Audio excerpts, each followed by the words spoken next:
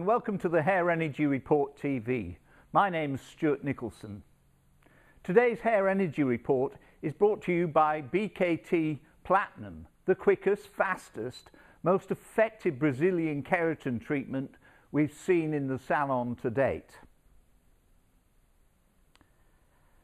I noticed on social media the other day, Facebook in fact, one of Australia's leading salon owners and stylists complaining about the age-old incident of a stylist leaving and saying, oh no, I won't approach the clients, and looking them straight in the eye and saying, no, I won't approach the clients, and then a few weeks later turning up in another salon, a competitive salon close by, and soliciting the original salon's clients.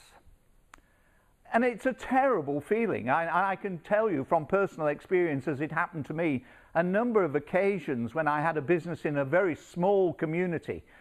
Two of my staff members went and opened a salon around the corner, and every time they had a staff problem, I got a headache because they would come and do something that I wasn't prepared to do, which was this magic cash in hand sort of thing.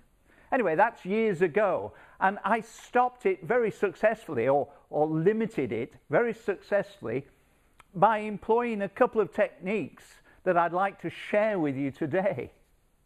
And they're very simple, but very effective, I found, in my own business, and as this salon that was complaining on Facebook could probably operate. You see, one of the things that we do is we tend to allow stylists to have a following within our business, and it becomes their clients rather than our clients, and we have to acknowledge there's always going to be clients that are faithful to stylists, but the strategy that you have to adopt is to make them the salon's clients.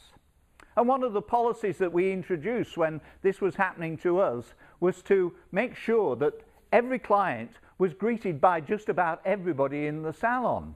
So instead of becoming a, come in, Mrs. Jones, and I'm Stuart and I'm looking after your hair, it's come in, Mrs. Jones, and Brad, John, Frank, Henry, Susan, Jacqueline, Rachel are all looking after your hair. So we made it a policy that stylists, junior stylists, had to, on every occasion where possible, greet the customer and pay them a compliment where possible. It sounds so simple, but what it did was that it gave that customer a feeling of the salon rather than an individual. And when I say pay a compliment, something as simple, I love the colour of your cardigan, your hairdo looks great, and find something that you can genuinely flatter them about. And they have an enormous change in attitude to the visit to the salon. And if that stylist that has been looking after them leaves, then they're not as obliged to go because they know other people within the salon. A guy that I have the utmost respect for in New Zealand at one point had a circular reception desk so that everybody was welcomed around, and he didn't give stylists their proper names. He gave them a salon name. That's something else you might explore, and maybe we can explore it at another time. But just by that simple process of getting everybody, and it was a salon policy that everybody, where possible, had to say a hello or goodbye to every client that came through the door. And it's quite easy done if you approach the appointment book just coming up to the hour to have a look at the names that are coming in. You can quickly get yourself used to knowing who's actually coming into the salon. The other thing that was very successful at that time where we were being raided, as I would call it at the time, when we were being raided, was a newsletter. A printed newsletter, and I still think that even in today, this was way before emails, but I still think in today's society that a printed newsletter goes a long way to cementing people into your business.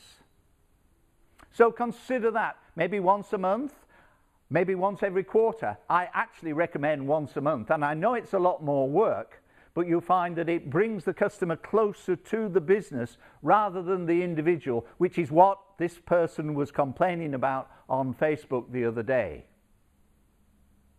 So there you are, a couple of very simple, easy tips. Admittedly, the newsletter is a little bit of work, but I think well worthwhile. But the compliments and everybody saying hello and goodbye wherever possible, rather than isolate the client with a particular person in the salon, builds the salon rather than the individual. If you found something interesting, I'd be delighted if you'd share this with your circle of friends or like it. My name's Stuart Nicholson. Now go do something for your business.